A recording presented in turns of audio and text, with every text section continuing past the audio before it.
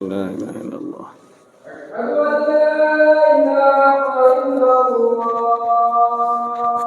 أشهد أن لا إله إلا الله.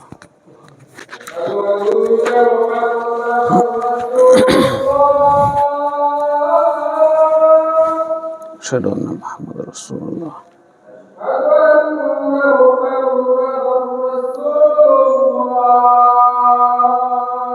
أشهد أن محمد رسول الله. নামাজে আছি।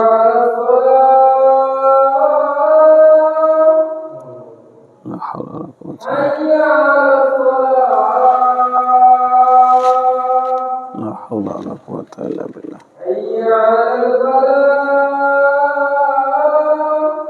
لا حول ولا قوة إلا بالله.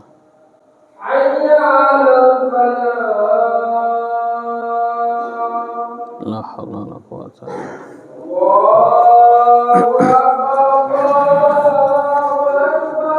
الله أكبر الله أكبر.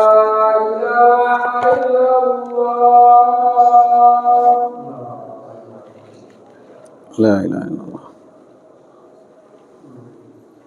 اللهم رب هذه الدعوة اللهم صل على محمد وعلى آل محمد كما صليت على اللهم بارك على محمد كما باركت على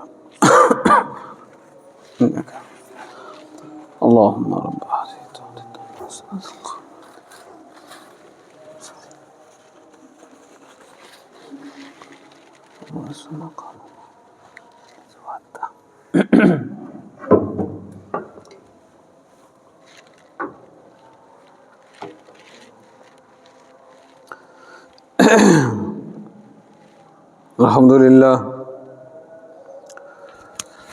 الحمد لله نحمده ونستعينه ونستغفره ونؤمن به ونتوكل عليه ونعوذ بالله من شرور أنفسنا ومن سيئات أعمالنا من يهده الله فلا مضل له ومن يضلله فلا هادي له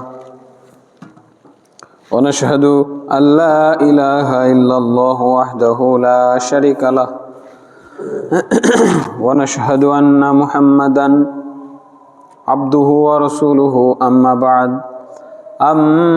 بعد فإن خير الحديث كتاب الله وخير الهدى هدى محمد صلى الله عليه وسلم وشر الأمور محدثاتها وكل محدثة بدعة وكل بدعة ضلالة وكل ضلالة في النار فقد قال الله تعالى في كلامه المجيد بعد أعوذ بالله من الشيطان الرجيم يا أيها الذين آمنوا اتقوا الله حق تقاته ولا تموتن إلا وأنتم مسلمون يا أيها الناس اتقوا ربكم الذي خلقكم من نفس واحدة وخلق منها زوجها وبث منهما رجالا كثيرا ونساء واتقوا الله الذي تساءلون به والأرحم إن الله كان عليكم رقيبا يا أيها الذين آمنوا اتقوا الله وقولوا قولا سديدا يصلح لكم أعمالكم ويغفر لكم ذنوبكم ومن يطع الله ورسوله فقد فاز فوزا عظيما وقال تعالى أعوذ بالله من الشيطان الرجيم بسم الله الرحمن الرحيم قاف والقرآن المجيد بل عجبوا أن جاءهم منذر منهم فقال الكافرون هذا شيء عجيب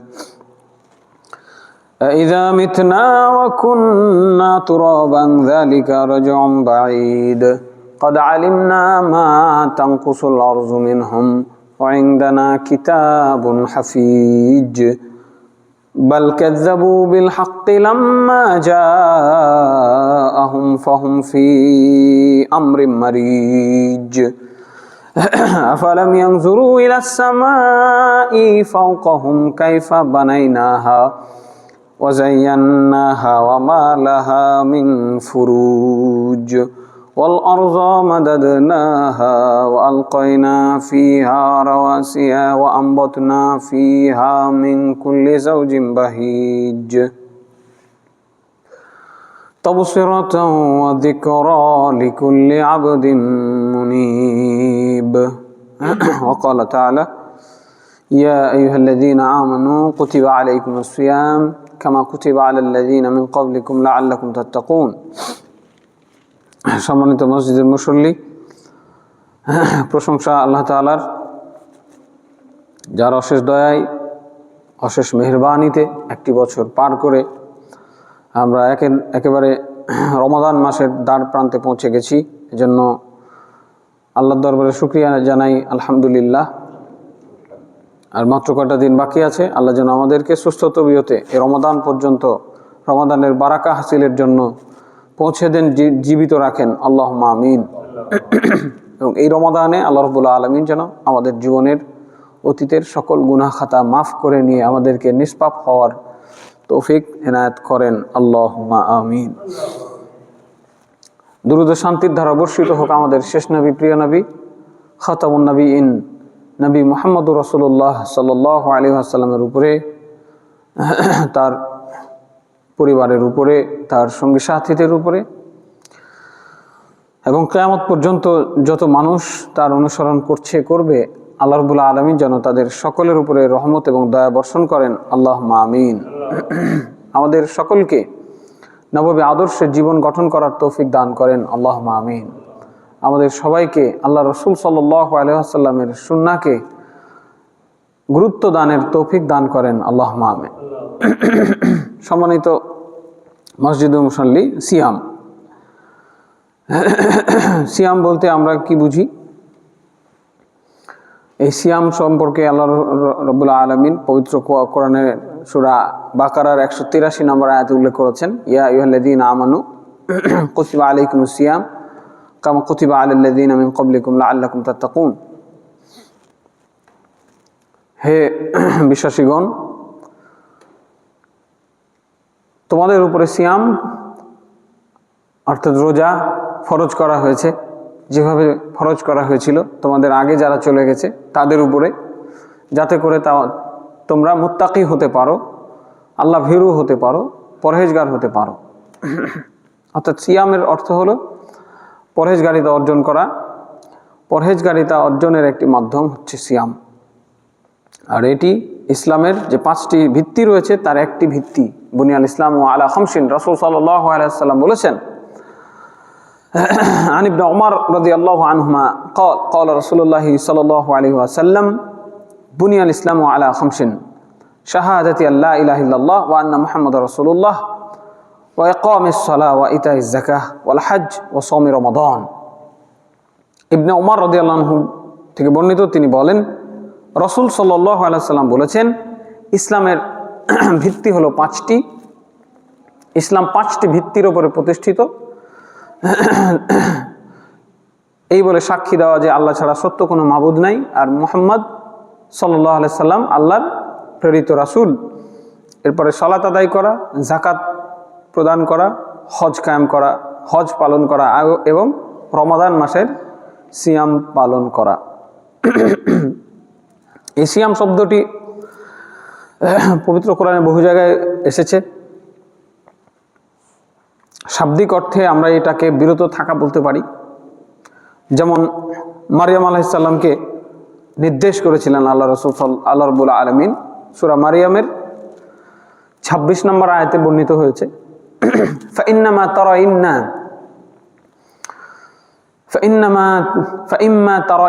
তারাইন্না মিনাল আহাদি মিনাল বাশারি আহাদান ফাকুলি ইন্নী নাযারতু লির-রহমানি সাওমা।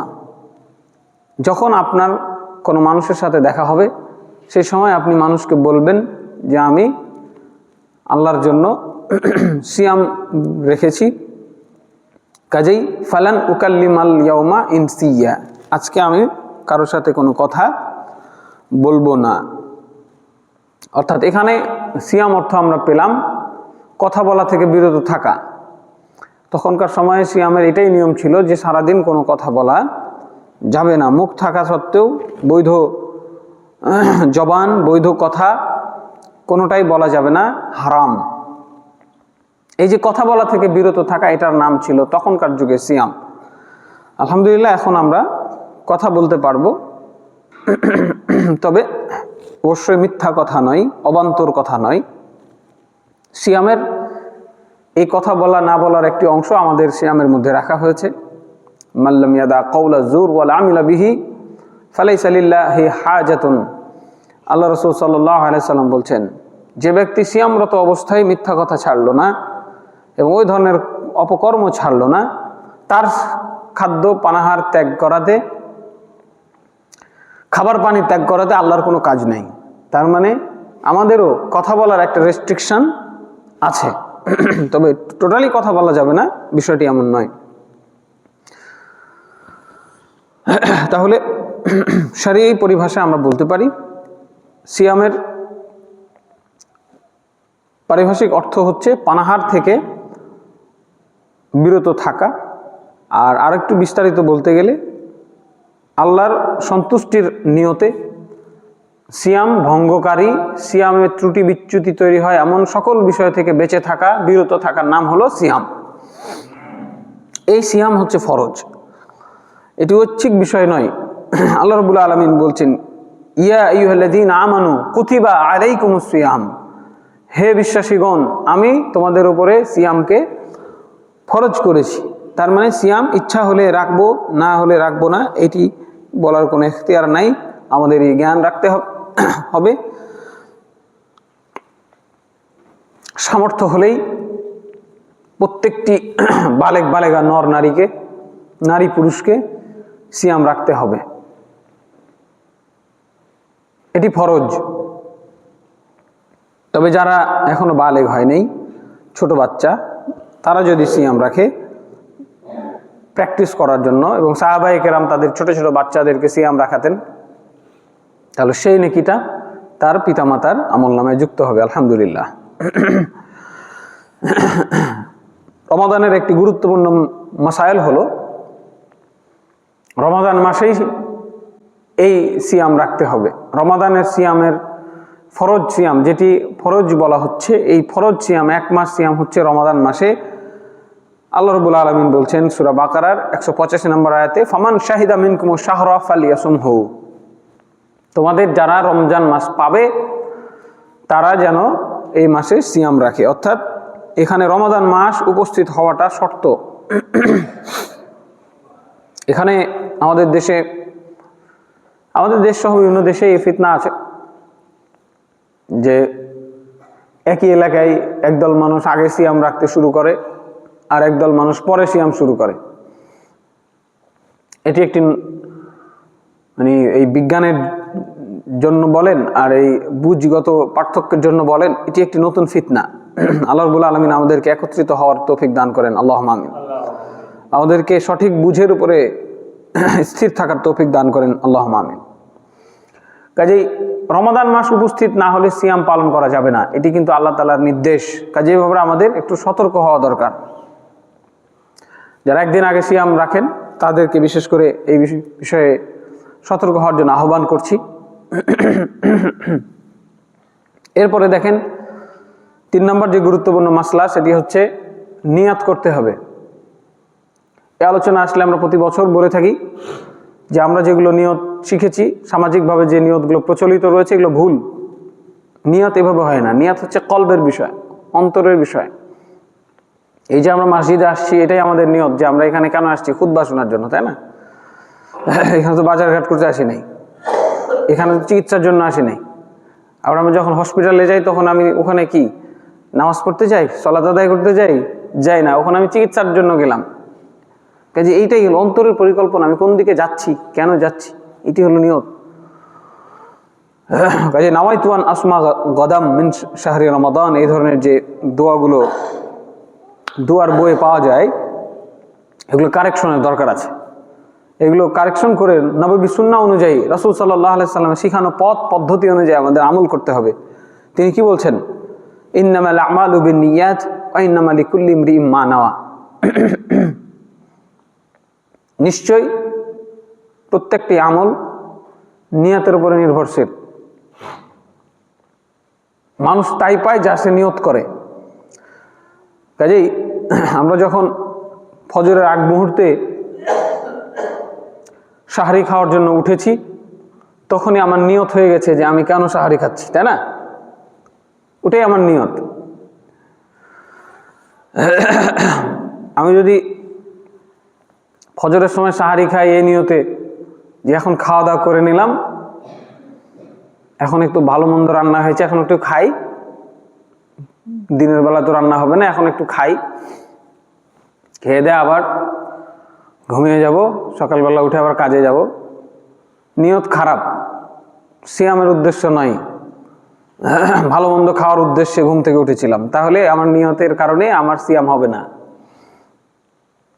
তাহলে অন্তরের এই পরিকল্পনাটাকে আমরা নিয়ত বলি। কেন আমরা সাহারি খেলাম?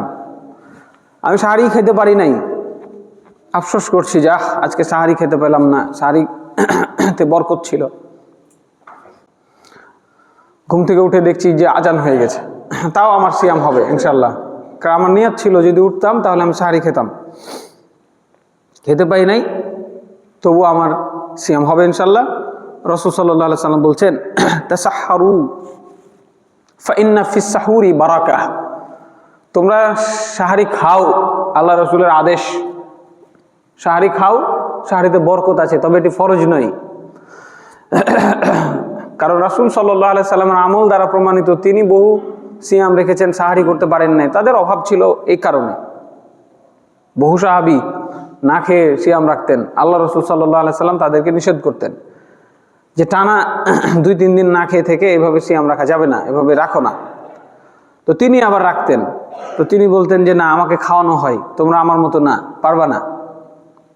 তাসাহহারু, তোমরা সাহারি খাও, সাহারিতে বরকত আছে। কাজে এই সাহারি খাওয়াটা সুন্নাত, ফরজ নয়। আর এই সাহারি হচ্ছে আমাদের জন্য নিয়তের অংশ। আমরা বিসমিল্লাহ বলে আহার করব, এর বাইরে বাড়তি কোনো দোয়া এখানে নাই। এমনি মানুষ তার প্রয়োজনে দোয়া করতে পারে যে কোনো সময়, যে কোনো দোয়া যে কোনো সময়, সাধারণ যে দোয়াগুলো রয়েছে সেগুলো করতে পারে। তবে সাহারির নিয়তে যে দোয়া প্রচলিত রয়েছে এটি বিদআত। এরপরে আরো একটি গুরুত্বপূর্ণ মাসালা যেটি ভুল হয়ে যায়, তাড়াতাড়ি ইফতার করতে হবে। রাসূল সাল্লাল্লাহু আলাইহি ওয়াসাল্লাম খুব কড়া ভাষায় বলেছেন, লা ইয়াজালুন নাসা বিখাইরিন মা আজালুল ফিতর। ততদিন পর্যন্ত এই জাতি কল্যাণের মধ্যে থাকবে, মা আজালুল ফিতর, যতদিন তারা ইফতার করবে খুব তাড়াতাড়ি। তাড়াতাড়ি মানে এই না যে সূর্য ডুবে নিয়ে আর আপনি ইফতারি করবেন, খবরদার, এইটা গোল পাকালে হবে না। কিন্তু সূর্যাস্ত হয়নি, ইফতার করার জন্য খুব তাড়াহুড়া করছেন, জেনে রাখেন আপনার সিয়াম বাতিল হয়ে যাবে, আপনার রোজা বাতিল হয়ে যাবে। যদি সূর্য ডোবার আগে কেউ ইফতারি করে তাহলে তার রোজা বাতিল। আবার সূর্য ডুবে গেছে, এখনো দেরি করছেন, তাহলে কল্যাণ থেকে বঞ্চিত। অতএব যেহেতু হাদিসে রাসূল সাল্লাল্লাহু আলাইহি ওয়াসাল্লাম বলেছেন, বুখারী হাদিস নাম্বার 1957, সহিহ মুসলিম হাদিস নাম্বার 1098, ততদিন পর্যন্ত এই জাতি কল্যাণের উপরে থাকবে যতদিন তারা তাড়াতাড়ি ইফতার করবে। তবে এই তাড়াতাড়ির অর্থ এই নয় যে সূর্যাস্তের আগে, সূর্যাস্ত হয়ে গেছে চট করে ইফতারি করে ফেলব।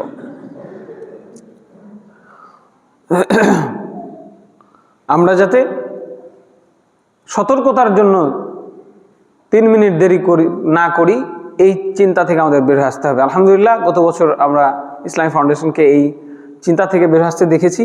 আশা করব এবারও তারা সেই কাজটি করবে ইনশাল্লাহ।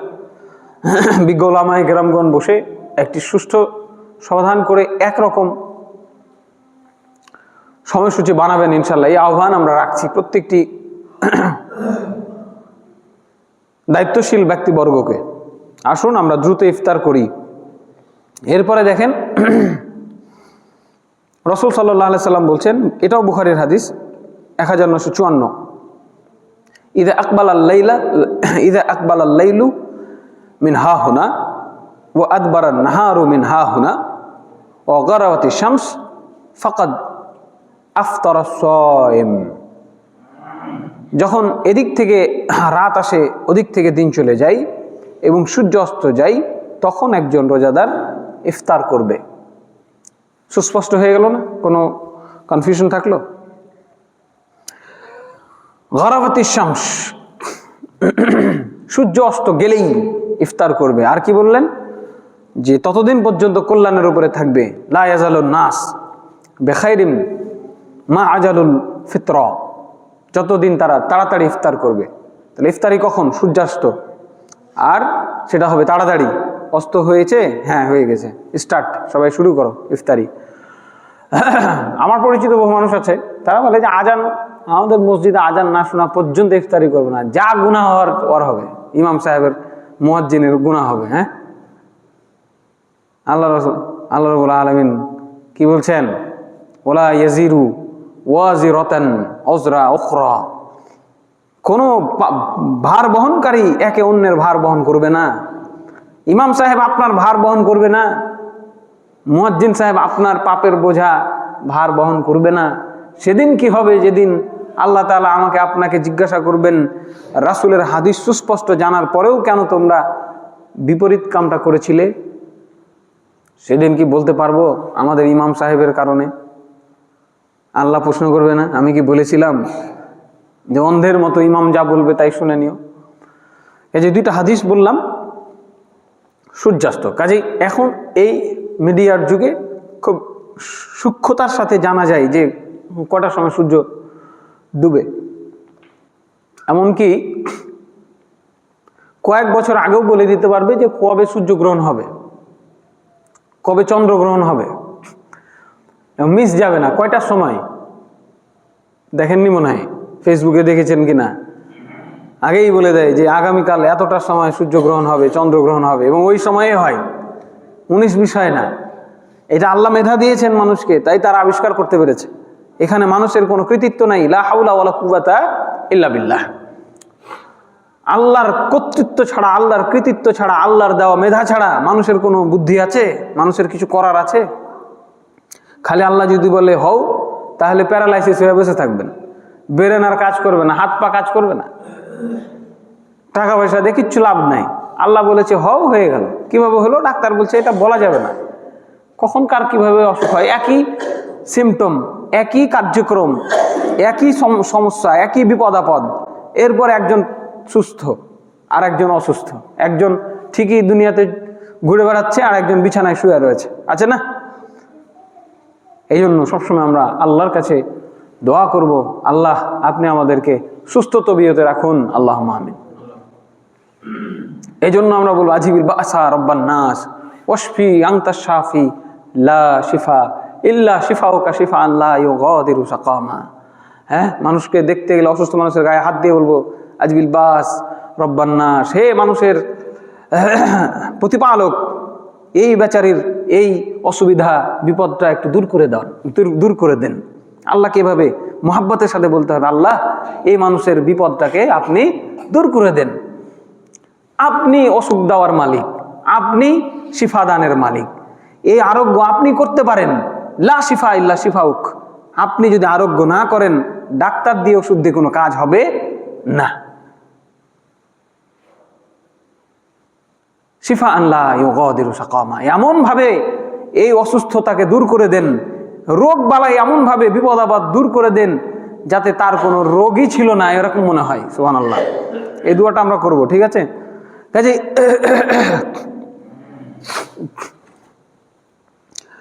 এই সব বিষয়ে আমরা আল্লাহর দিকে নিসবত করব, যে আল্লাহ ক্ষমতা দিয়েছেন বলে আমরা এটা জানতে পারছি যে কখন সূর্যটা ডুবে যায়।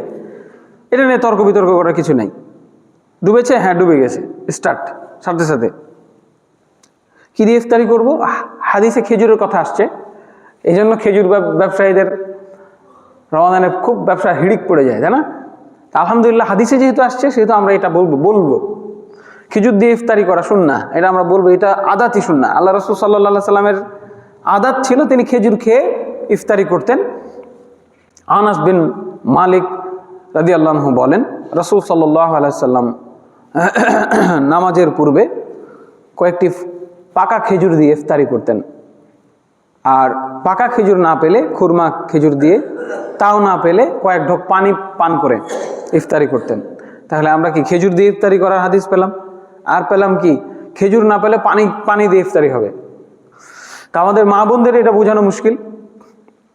আমাদের বাপজানরা বলবে যে ভালোই হলো, হ্যাঁ, কিন্তু মা বোনদেরকে বোঝানো মনে হয় মুশকিল।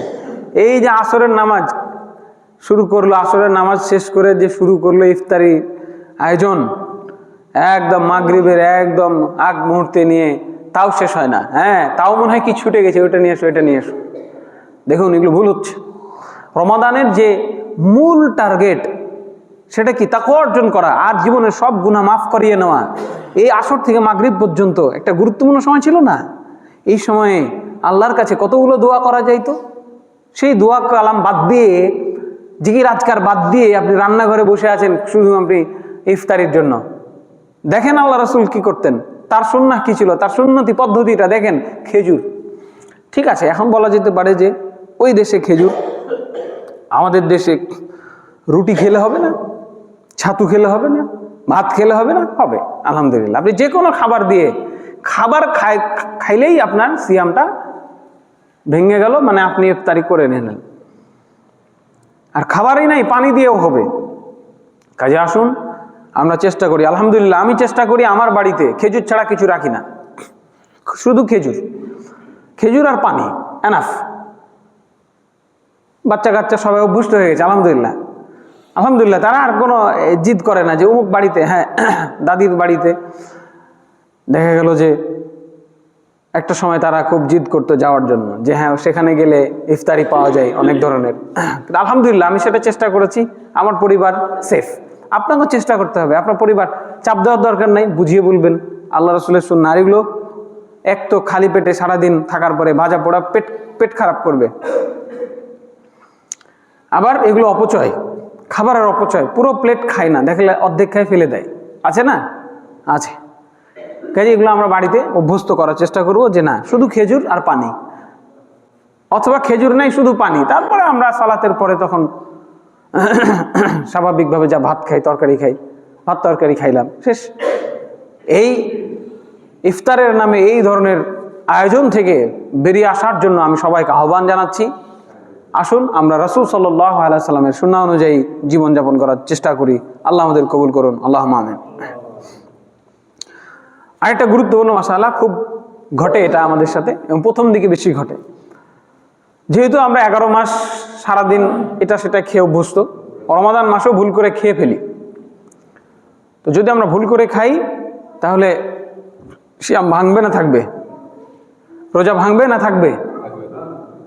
আলহামদুলিল্লাহ আমরা সবাই জানি, বংশ পরম্পরা এই জ্ঞানটা আমাদেরকে পৌঁছায় দিতে হবে, যে যদি আমরা সিয়ামরত অবস্থায় খেয়ে ফেলি, রোজাদার ব্যক্তি খুব দাবড়িয়ে একদম এক থালি ভাত খেয়ে নিয়েছেন, তারপর জানি আমি তো রোজা ছিলাম, তো রমজান মাস, কোনো অসুবিধা নেই, আলহামদুলিল্লাহ। রাসূল সাল্লাল্লাহু আলাইহি সাল্লাম বলছেন, দেখেন, ইযা নাসিয়া ফাআকালা ওয়া শারিবা ফালিউতিম্মা সাওমাহু। তোমাদের কেউ যদি ভুল করে কোনো কিছু খায় বা পানি পান করে, কোনো খাদ্য খেয়ে ফেলে বা পানি পান করে ফেলে, সে যেন সিয়ামটা রাখে, রোজাটা রাখে, রোজা যাতে না ভাঙে। ফাইন্নামা আতআমাহুল্লাহু ওয়া শাকাহু, নিশ্চয়ই তাকে আল্লাহ তাআলাই খাইয়েছেন, আল্লাহ তাআলাই পান করিয়েছেন। সুবহানাল্লাহ। হ্যাঁ, ইচ্ছা করে খেয়ে আবার বললেন না যে আল্লাহ খাওয়াইছে, ঠিক আছে? এটা ভুলে গিয়ে আল্লাহ রাসূল বললেন কি, ইদা নাসিয়া, যখন কেউ ভুলে যায়, ভুলে খেয়ে ফেলেছে, তাহলে কি হলো? তাহলে আল্লাহ তাআলাই তাকে ফাইন্নামা আতআমাহুল্লাহু ওয়া সাকাহু, আল্লাহই তাকে খাওয়াইছেন, আল্লাহই তাকে পান করিয়েছেন। তো আলহামদুলিল্লাহ আমাদের সিয়াম ভাঙবে না। বুখারী হাদিস নাম্বার 1933, সহিহ মুসলিম হাদিস নাম্বার 1155। এরপরে ফজরের পর থেকে নিয়ে ফজরের পর থেকে নিয়ে মানে আজান হয়ে গেল, সুবহে সাদিক দেখা গেছে, এরপর থেকে নিয়ে সূর্যাস্ত যাওয়ার আগ পর্যন্ত এই সময়ের মধ্যে স্বামী স্ত্রীর যে মেলামেশা এটা হারাম। এই মেলামেশা করলে সিয়াম ভেঙে যাবে, এবং শুধু ভেঙে যাবে না, তাকে কাফফারা দেওয়া লাগবে। ঠিক আছে, এই জন্য যারা নতুন বিয়ে শাদী করেছেন বা যুবক যারা রয়েছেন তারা এই সময়টুকুতে স্বামী স্ত্রী দূরে থাকবেন, কারণ এটা অনেক বড় পাপ, এবং এই হালাল কাজটাই আপনার জন্য হারামে পরিণত হলো। এর জন্য আপনাকে 60টা রোজা রাখতে হবে এবং টানা, মাঝে কোনো গ্যাপ দিতে পারবেন না। এই হলো কাফফারা, কথা বুঝেছেন? আর ওই 60টা রোজা যদি রাখতে না পারেন তাহলে 60 জন মিসকিন খাওয়াতে হবে, যদি ওটা না পারেন। ঠিক আছে, এই হলো বিষয়। সহিহ বুখারী হাদিস নাম্বার 1936। তবে রাতের বেলা জায়েজ আছে, আল্লাহ তাআলা জায়েজ করেছেন। সাহাবায়ে কেরাম রাতের বেলাও তারা এই কাজ থেকে বিরত থাকতেন, তখন আল্লাহ রাব্বুল আলামিন কোরআনে আয়াত নাজিল করে এটি অনুমতি দিয়েছেন, তা না হলে ফিতনা হতে পারে। কাজে আমাদের এই বিষয়ে জানা আবশ্যক ছিল। এরপরে কোনো ব্যক্তি যদি অসুস্থ হয়, এটা আপনাকে বুঝতে হবে আপনি অসুস্থ কি পরিমাণ। সারাদিন না খেয়ে থাকলে এই অসুস্থতা কতটুকু বাড়তে পারে। যদি এটা ঝুঁকিপূর্ণ হয় জীবনের জন্য, তাহলে আপনি সিয়াম রাখবেন না। আর যদি মনে হয় যে না একটু কষ্ট হবে কিন্তু ঝুঁকিপূর্ণ না, আমি রাখতে পারবো ইনশাল্লাহ, আশা করছি, আপনার ডাক্তারের সাথে পরামর্শ করবেন। ডাক্তার যদি বলে যে আপনি সিয়াম রাখতে পারবেন, অসুবিধা নাই, আপনি চাইলে রাখতে পারবেন, তাহলে রাখতে হবে। ইখতিয়ার দেওয়া হয়েছে আল্লাহর পক্ষ থেকে, আপনার কলব, আপনার বিবেক, এইটা আপনি কাজে লাগাবেন। এখানে বাইরে থেকে আমি দেখে বুঝতে পারবো না, ডাক্তারও অনেক সময় হয়তো বুঝতে পারবে না যে কি হাল অবস্থা। আপনি নিজে বুঝবেন যে আমি রাখতে পারবো নাকি পারবো না। আপনি এই জন্য প্রথম সিয়ামটা হয়তো রাখলেন, চেষ্টা করলেন, এভাবে আসরের সময় মনে হচ্ছে যে না আমার ক্ষতি হয়ে যাবে, আপনি ছেড়ে দেন, কোনো অসুবিধা নেই, গুনাহ হবে না, কাফফারা দেওয়া লাগবে না। আল্লাহ রাব্বুল আলামিন অনুমতি দিয়েছেন, ফামান কানা মিনকুম মারিদান আও আলা সাফারিন ফাইদ্দাতুহু মিন আইয়ামিন উখর। তোমাদের মধ্যে, সূরা বাকারা আয়াত নাম্বার 185, কেউ যদি অসুস্থ থাকে কিংবা সফরে থাকে, দেখেন আল্লাহ সুবহানাহু ওয়া তাআলা কত দয়াবান, আলহামদুলিল্লাহ। যদি অসুস্থ হও কিংবা সফরে আছো, দেখো কষ্ট হবে মনে হচ্ছে, তাহলে তুমি বাদ দাও, এখন করতে হবে না, পরে করে নিও। তবে করতে হবে, পরে হলেও করতে হবে। এবং একই আয়াতে কি পেলাম, মুসাফির আছেন, ঢাকা গেছেন, চট্টগ্রাম গেছেন, অনেক দূরে গেছেন, সময় লাগবে 2-3 দিন। আবার রাজশাহী গেছেন, দিনে দিনে চলে আসতে পারবেন, খুব একটা অত কষ্ট হবে না। হ্যাঁ, নিজে নিজে আবার মাসালা নিয়ে সিয়াম রাখলেন না, এমনটা করেন না। ঠিক আছে, এখানে যে লাঘব করা হলো, দুইটা বিষয় টানা হলো না একসাথে। ওয়ামান কানা মারিদান আও আলা সাফারিন, যারা অসুস্থ আর যারা সফরে আছেন, মানে কষ্ট লাঘব করার জন্য বলা হয়েছে। টাটকা জোয়ান মানুষ, কষ্ট হবে না, কেন সিয়াম ছাড়বেন কেন? রাখেন, আশেপাশে গেলে রাখেন, কিন্তু যখন দূরে যাবেন তখন আপনি ছেড়ে দেন। তবে রাখাও জায়েজ, হারাম না, হারাম না, এখানে কষ্টটাই মূল। আপনি যদি কষ্ট অনুভব করেন ছেড়ে দিবেন।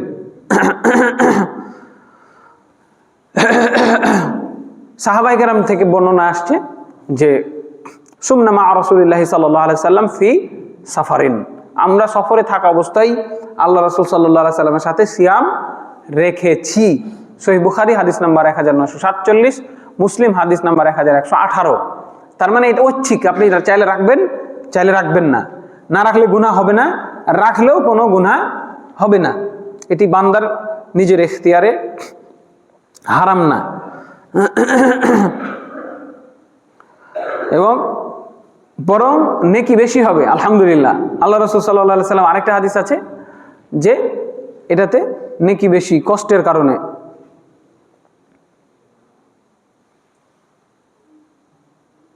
আচ্ছা, ভুল হলো, তিনি বলছেন যে না, সফরে কষ্টের কারণে মনে করবে না যে নেকি বেশি হয়, সফরে নেকি বেশি হবে না। কষ্ট নিয়ে যদি আমরা সিয়াম রাখি, মনে করব যে নেকি মনে হয় বেশি হবে। তিনি বলছেন যে না, এটা সফরে সিয়াম বেশি নেকি নয়। বুখারী হাদিস নাম্বার 1946। কাজেই ইখতিয়ার আছে, আমরা চাইলে সফর অবস্থায় সিয়াম ছেড়ে দিতে পারি। আর গত জুমায় বলেছিলাম যে কারো যদি সফরের প্রয়োজন থাকে এখন ছেড়ে ফেলেন, ঢাকা যাওয়া দরকার এখন যান, চট্টগ্রাম যাওয়া দরকার, সিলেট যাওয়া দরকার এখন সেরে নেন। এটা রমাদানের প্রস্তুতির একটা অংশ। রমাদান মাসে আমি 1 মাস আল্লাহর ইবাদতে মশগুল থাকবো এবং চেষ্টা করবো শেষ 10টা দিন 10টা রাত একদম মসজিদে নিজেকে আবদ্ধ রাখবো, মানুষের সাথে কথাবার্তা নাই, শুধু আল্লাহর সাথে যত কানেকশন, ঠিক আছে? এরপরে দেখেন, খুব যারা বয়স্ক একেবারে মনে হয় যে আর মানে বাঁচে কি মরে, বোঝাই যাচ্ছে যে এই ব্যক্তির আর সুস্থ হওয়ার কোনো চান্স নাই, তাহলে ফিদিয়া দিয়ে দিবে, শেষ। অসুস্থ রোগী, আপনি অসুস্থ, সামনে মাসে সামনে বছর সিয়াম রাখতে পারবেন, বুঝতে পারছেন বা আশা রাখছেন যে আশা করছি ইনশাআল্লাহ আল্লাহ আমাকে সুস্থ করবেন, ততক্ষণ পর্যন্ত আপনি ফিদিয়া দিবেন না। ফিদিয়ার যে বিধান এটি তাদের জন্য যাদের আর উপায় নাই, আর আশা নাই, বোঝা যাচ্ছে যে আর পারবে না জীবনে, এমন অসুস্থ যে আর সুস্থ হওয়ার কোনো চান্স নাই, তারা ফিদিয়া দিবে। আল্লাহ তাআলা বলছেন ওয়ালাল্লাযিনা ইউতিকুনাহু ফাফিদিয়াতুন তুআমু মিসকিন, আর যারা এই কষ্ট করে সিয়াম রাখতে আর সক্ষম হবে না তারা ফিদিয়া দিবে। সূরা বাকারা আয়াত নম্বর 184। এরপরে গর্ভবতী মহিলা যারা আছেন বা দুগ্ধ দানকারিণী মা, যদি কষ্ট হয় তাহলে তারা এটা কাজা করবেন, পরে আবার আদায় করতে হবে। সন্তান যখন একটু বড় হলো তখন আপনাকে এই সিয়াম আদায় করে নিতে হবে। গর্ভকালীন 1 বছর, তারপরে দুধ খাওয়াতে লাগে 2 বছর, টোটাল 3 বছর অথবা 2 বছর, হয়তো পরবর্তী 3য় বছরে আপনার সক্ষমতা আসতে পারে, কারণ 3 বছরের জন্য সুযোগ আছে। প্রয়োজন হলে মানে 2 বছর আপনার জন্য সাধারণ নিয়ম, প্রয়োজন যদি হয় কষ্ট হয় তাহলে 3 বছর আপনি সিয়াম ছাড়া থাকবেন, পরে সেটা আপনাকে কি করতে হবে, কাজে আদায় করে নিতে হবে যখন আপনার সন্তান দুধ ছেড়ে দিবে। কারণ অনেক মা আছে যাদের তারা ঠিক মতো খাওয়া দাওয়া না করলে কিন্তু বাচ্চারা দুধ পায় না, এতে বাচ্চাটার ক্ষতি হবে। ওই বাজারের কৌটা থেকে কিনা আনা দুধ দিয়ে কিন্তু এই বাচ্চার শরীরে রোগ প্রতিরোধ ক্ষমতা তৈরি হবে না। কাজে এটা আল্লাহ সুযোগ দিয়েছে, নিব না কেন, তাই না? তো গুনাহ হবে না, আপনি চাইলে সিয়াম নাও রাখতে পারেন। আবু দাউদের হাদিস, রাসূল সাল্লাল্লাহু আলাইহি সাল্লাম বলছেন ইন্নাল্লাহা ওয়াদাআ আনিল মুসাফির ওয়াস-সাওমা ওয়া শাতরাস সালাহ ওয়া আনিল হুবলা। আল্লাহ রাসূল নিজে এটা বলছেন যে আল্লাহ মুসাফিরের জন্য রোজা এবং অর্ধেক সালাত মাফ করেছেন। আলহামদুলিল্লাহ বলবেন না? আপনি ঢাকা যাচ্ছেন, চট্টগ্রামে যাচ্ছেন, সিলেটে যাচ্ছেন, যদিও এখানে আমাদের মধ্যে ইখতিলাফ তৈরি হয়ে গেছে, এটা আল্লাহ হালাল করেছে। দেখেন আবু দাউদ হাদিস নম্বর 2408। আল্লাহ হালাল কি করেছেন? যে আপনি সফরে আছেন, আপনার সালাত হালকা করা হয়েছে, 4 রাকাত ছিল 2 রাকাত।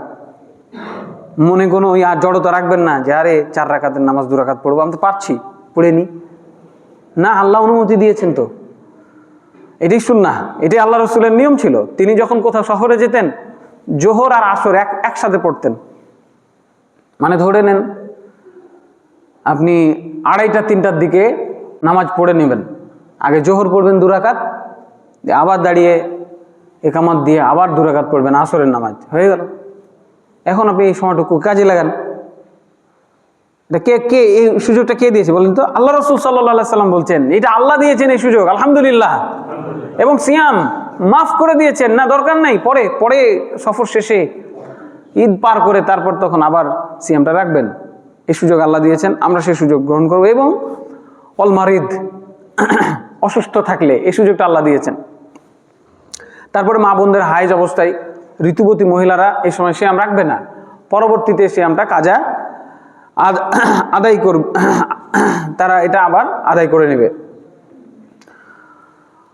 রাসূল সাল্লাল্লাহু আলাইহি সাল্লাম বলছেন, সহিহ বুখারী হাদিস, লাইসা ইদা হাদাত লাম ইউসাল্লি ওয়া লাম তাসুম। কোনো মহিলার যখন হায়েজ হয় সে যেন নামাজ না পড়ে সে যেন রোজা না করে। তবে নামাজের কাজা নাই।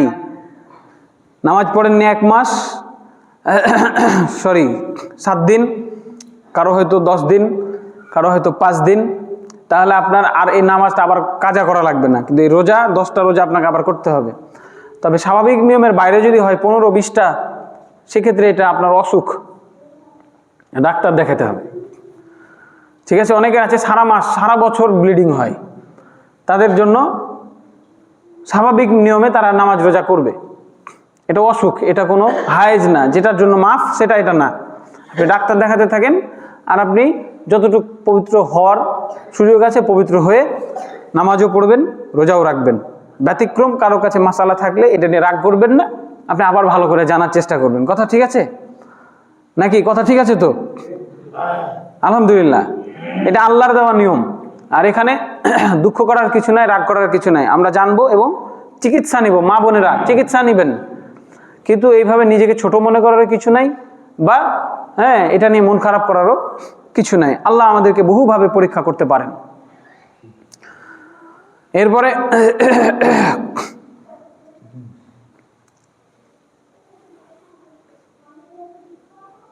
কেউ যদি ইচ্ছা করে মানে বিনা প্রয়োজনে সিয়াম ছেড়ে দেয়, তাহলে সে কিন্তু কঠোর শাস্তির সম্মুখীন হবে। ইচ্ছা করে মানে খেয়াল খুশি আপনি মনে করলেন আজকে রোজা রাখবো না, তা কিন্তু করা যাবে না। সিয়াম না রাখার এই কয়টা কারণ আমি বললাম, যেটি আল্লাহ তাআলা বলেছেন, শুধু এতটুকুর মধ্যে আমাদের সিয়াম রাখতে হবে। আর আরেকটা মাসালা হচ্ছে, আমরা সবাই মিলে চাঁদ দেখব। এটি রাসূল সাল্লাল্লাহু আলাইহি ওয়াসাল্লামের সুন্নাহ ছিল যে তিনি চাঁদ দেখতেন সাহাবীদেরকে নিয়ে। তিনি বলছেন, সুমু লিরুইয়াতিহি ওয়া আফতিরু লিরুইয়াতিহি, চাঁদ দেখো, চাঁদ দেখে রোজা রাখো, চাঁদ দেখে রোজা ছাড়ো। এখন যারা যে যেখানে চাঁদ দেখবে সে সেখানে সিয়াম রাখবে। যদিও বিশাল বিতর্ক রয়েছে এটা নিয়ে, অনেক বিশাল বিতর্ক রয়েছে, আমরা সে বিতর্কে যাব না। আর একটা হাদিস আছে, রাসূল সাল্লাল্লাহু আলাইহি ওয়াসাল্লাম বলেছেন, ওই দিন সিয়াম রাখবে যেদিন মানুষ সিয়াম রাখে। বিশৃঙ্খলা করা যাবে না যে আমরা আজকে রাখবো তোমরা কাল রাখিও। বাংলাদেশে কোন একটা চাঁদপুর না কি এক জেলায় রাখা হয়েছে, এই জন্য এই বিতর্ক করতে করতে। চাঁদপুর জেলা, ওখানে নাকি একদিন আগে সৌদি আরবের সাথে মিল করে তারা সিয়াম রাখে। আরে ভাই, সৌদি আরবের সাথে রাখবেন কেন? তাহলে আরো তো আগে বিভিন্ন জায়গায় চাঁদ দেখা যায়, সেখানে করেন না। এটা আল্লাহর এই নিদর্শন, চাঁদ সবসময় এক জায়গায় একসাথে দেখা যাবে না। আর যখন আমরা একই সাথে সারা বিশ্বব্যাপী সিয়াম রাখার প্ল্যানিং নিব হাতে, অনেক ধরনের ঝামেলা হয়ে যাবে। ঠিক আছে? অনেক ধরনের ঝামেলা হবে। আপনি এমন সময় চাঁদ উঠেছে যেখানে এখন আসরের রক্ত, কি করবে ওরা? আছে না এরকম সময়? তো এইভাবে ঘুরে, কোথাও বাজছে 12টা, কোথাও বাজছে 12টা 1, কোথাও বাজছে 12টা 2, কোথাও বাজছে 12টা 3। এভাবে এক সেকেন্ডের পার্থক্য আছে তো, তাই না? এখন চাঁদ উঠলো, আপনি জেনে গেলেন যে চাঁদ উঠেছে 12টা, দুপুর 12টা বাজছে, কি করবেন? সাহারি ছাড়া। দুপুর 12টার সময় কি করবেন? সকাল 9টায় জানতে পারলেন চাঁদ উঠেছে, কি করবেন? সকাল 9টায় চাঁদ উঠেছে জানতে পারলে সিয়াম রাখা যাবে। ঠিক আছে, এটা একটা হাদিস আছে। আপনি বুঝতে পেরেছেন আজকে রোজার দিন, জানতেন না, কোনোভাবে খবর পেলেন যে আজকে তো রোজার দিন। ঠিক আছে, আমি তো সাহারি খাইনি, খাইতে হবে না, আজকে রোজা থাকো, ওকে। কিন্তু আপনি সারাদিন খুব খাইলেন, আর জোহরের সময় জানলেন যে আজকে চাঁদ উঠেছে, তখন কি করবেন? আপনি জানলেন যে মাগরিবের একটু আগে, 10 মিনিট আগে, তখন ওইটা কি গণনা করবেন? হইলো? হিসাবে মিলছে না। আবার ওইদিকে শেষের দিকে আছে কিন্তু ঝামেলা, ইতিকাফ, কি করবেন? কখন বের হবেন? ইতিকাফ তো মাগরিবের পরে বের হইতে হয়।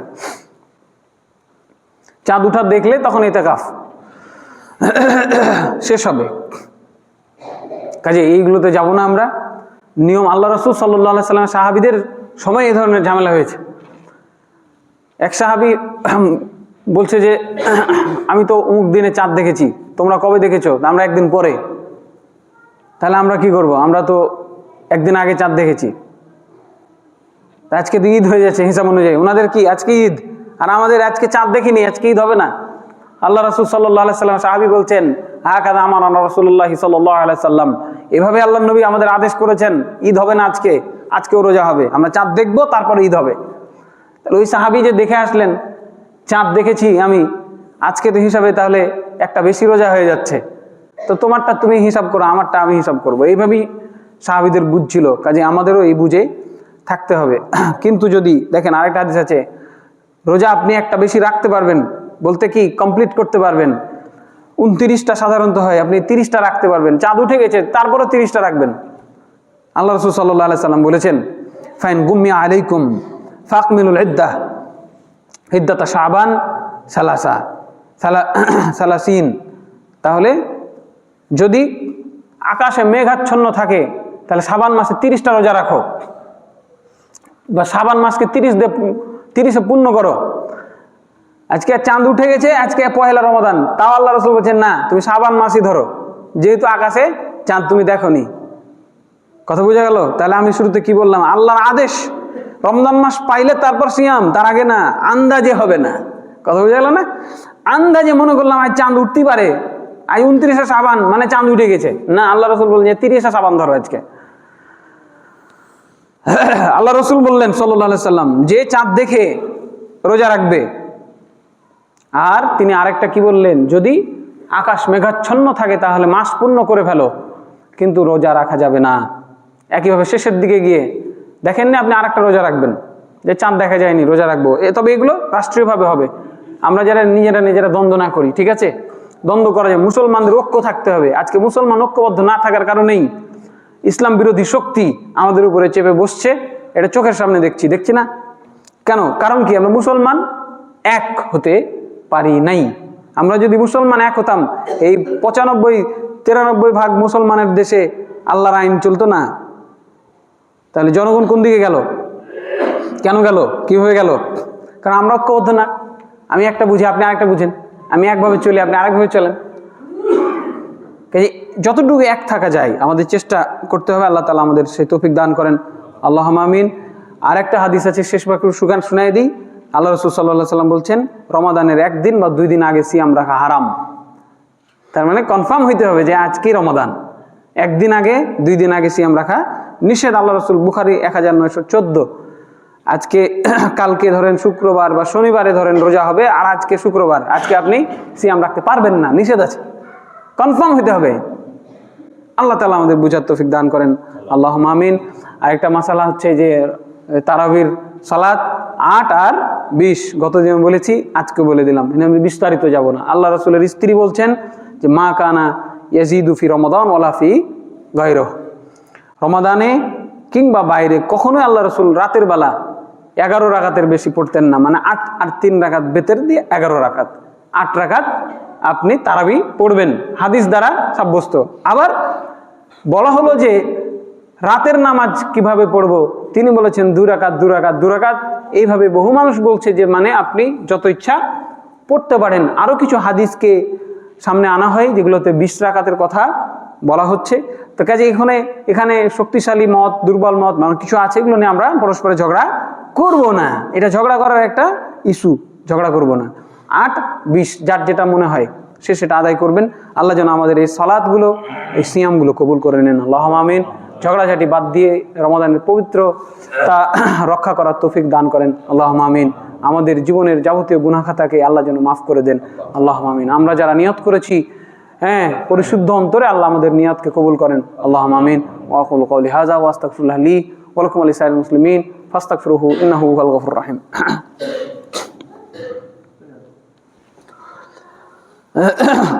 ইন্নাল হামদালিল্লাহ